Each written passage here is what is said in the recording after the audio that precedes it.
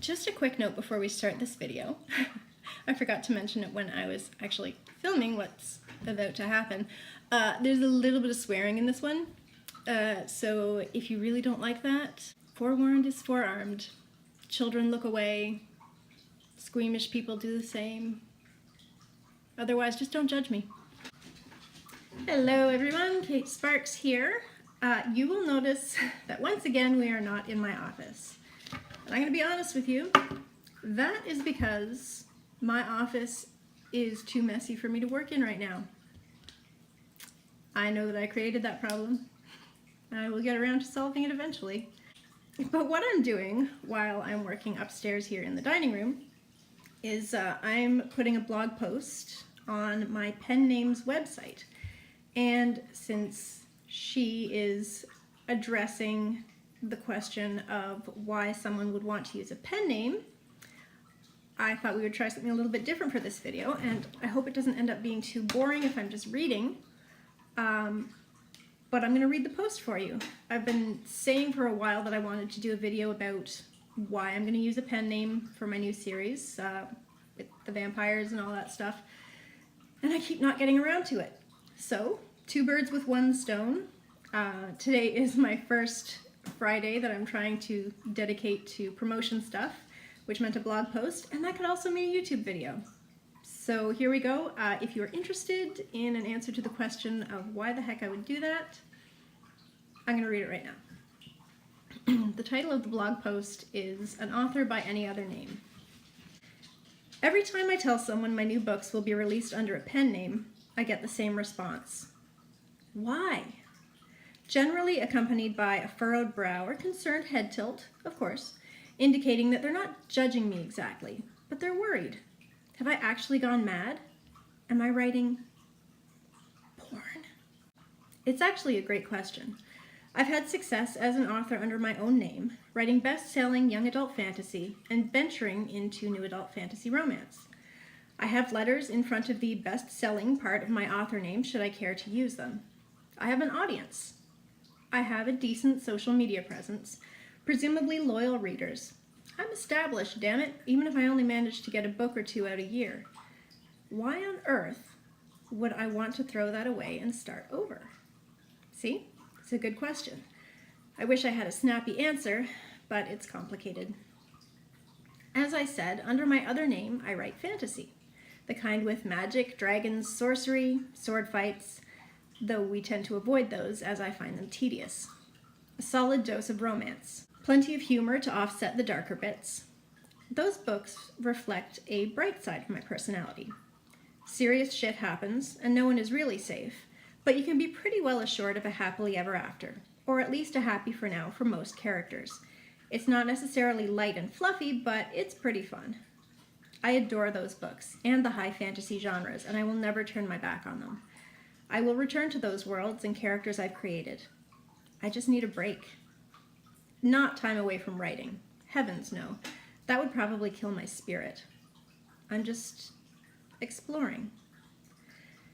You see, one day, long before I published my first fantasy book, a vampire tapped me on the shoulder as I was out walking my dog one Easter Sunday, and she described a scene to me. Church bells, a family late for the service, and a vampire watching silently from the rooftop across the street.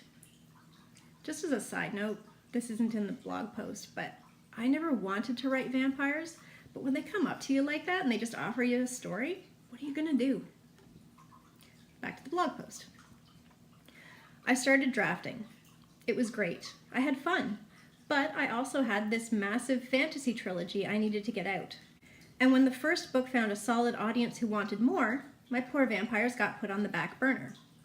Oh, I picked at them once in a while. I finished the first draft of the first book, revised it, sent it to a few people, who adored it, except for one guy who suggested I change everything. There's always one. But the thing is that when you're a new author, they tell you not to bounce around and confuse your audience. And these vampires, well, they don't fit in with my author brand, that all-important marketing tool we're advised not to muddy up in any way. The series is darker than what I usually write, like finding entire families violently slaughtered in their kitchen dark. blood spatters on the ceiling. These aren't the kind of vampires who fall in love with innocent humans and want to shelter them. It's also sexier than what I usually write. While I have done sex scenes before, fairly vague in my young adult, on page but tasteful in my new adult, I haven't made things quite this hot before. And quite honestly, these stories deal with issues I don't want to have to answer questions about at church and family gatherings. Loss of faith, loss of one's soul, being an outsider in a community one feels trapped in, seeking change while feeling completely powerless. Powers that run deeper than what living humans can generally sense or understand. Basically, while it's still speculative fiction, still romantic, still with humor thrown in to balance the darkness, it's a whole different ballgame. Not better, not worse. I am still holding myself to my usual high standards for writing, editing, etc. Just different. And while I'm still writing what I want to read, there's a good chance that some of my old audience won't want to follow me here, and that people who aren't into swords and sorcery will. So I made a choice.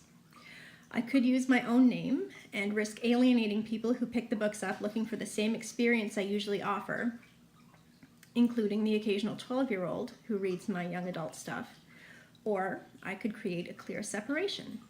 A new author brand, in fact. Am I missing out on bringing my old readers over? Maybe. I'm not going to be secretive about the pen name. If people want to follow me here, they'll be able to. I'm not a naturally secretive person, after all. My street team already knows the secret. Heck, they helped pick this name. My newsletter readers under my own name will hear all about it, and eventually so will people on social media. Maybe someday I'll even add an as pen name section to my also buy pages in my fantasy books. Hey, if I like reading both genres, there have to be other people who do too, right? But I like the separation. Fans under my own name will know that when I, meaning she, meaning Kate Sparks, releases something new, it will be in line with my older stuff. It might be a slightly different genre, but it will offer a similar experience or be in the same kinds of worlds. No one will have to think I've changed or lost my way because I'm playing with vampires and werewolves and people are biting each other and saying fuck a lot. I'm taking 2017 to get this series and name established, and then I'll be free to publish under both names. The lines will get blurred at times. I'll be writing fantasy in the future under my own name that will be sexier and bloodier and more adult. I might publish young adult as this pen name someday if it's set in the same world as my vampires. But whatever happens, I will do my damnedest to keep my audiences happy while I have fun playing in my twin sandboxes. So that's the blog post. That doesn't cover everything. There's also the question of wanting to be able to at least have the opportunity to try out things like Kindle Select, which means Kindle Unlimited, which means Amazon exclusivity, which is not something that I ever plan to do as Kate Sparks, but a lot of people have success with it, and especially when you're breaking into a new genre, it can be helpful.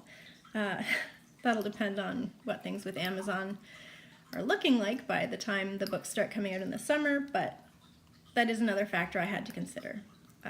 New genres are hard, new audiences are hard, and as I said there was no guarantee that even if I published these as Kate Sparks, that my audience would want to follow me there. So I'm kind of going to need all the help that I can get in terms of marketing and whatever. I hope that explains things fairly well. If you have questions about that, if you're still confused about why the heck I would want to do this, leave them in the comments. I would be happy to answer questions. Honestly, this is something that I struggled with, well, I guess since I started playing with vampires, and that was back 2013, 2014. So this is the decision that I came to, and as I said, I will absolutely share my pen name with anybody who wants to know. It's not going to be a huge secret. I just don't feel ready to talk about it here yet. So yeah, leave your questions, leave your comments. If you have any other questions you would like me to answer in future videos, please go ahead and leave those. Likes and subscribes are, of course, always appreciated. And I guess that's it. I will talk to you guys next time. Bye.